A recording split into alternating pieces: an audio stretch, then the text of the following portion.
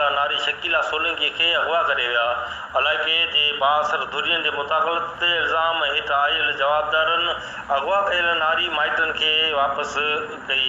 वाक़े में मुलवस धुर जो नारीअ जे माइटनि ऐं अज़ीज़नि खे धमकियूं।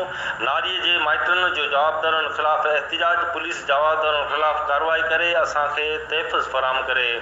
हाला भरिसां वाक़े ڀاڻوٺ जे सोलंगी पाड़े जे रहवासी مسمات حسنه ज़ाल मोहम्मद बख़्श सोलंगी पंहिंजे ॾेर मोहम्मद ईसा सोलंगीअ सां गॾिजी हाला में صحافين आॾो एहतिजाज कंदे चयो त कुझु ॾींहं अॻु नवाबशाह ज़िले जे ॻोठ असगर आबाद जा रहवासी गुलाम नबी सोलंगी ऐं संदस पुटु गुलाम अला असांजे घर महिमान थी आया। जंहिं बाद हिननि असां घर भातियुनि खे खाधे में नशे आवर शइ खाराए बेहोश करण बाद मुंहिंजी 22 साल धीअ शकीला सोलंगीअ खे अगवा करे विया।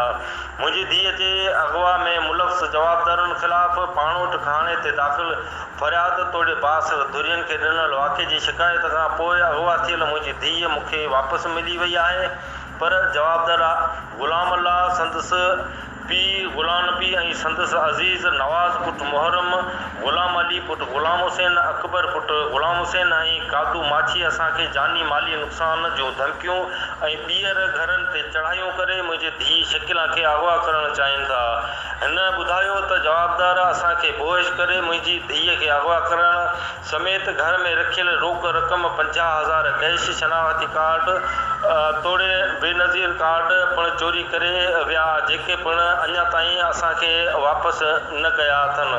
मटियारी ज़िले इंतिज़ामिया तोड़े आला अख़्तियारनि खां घुर था करियूं त मूंखे ऐं मुंहिंजी धीअ खे तहफ़ुज़ ॾेई जवाबदारनि ख़िलाफ़ क़ानूनी कार्रवाई अमल में आंदी वञे।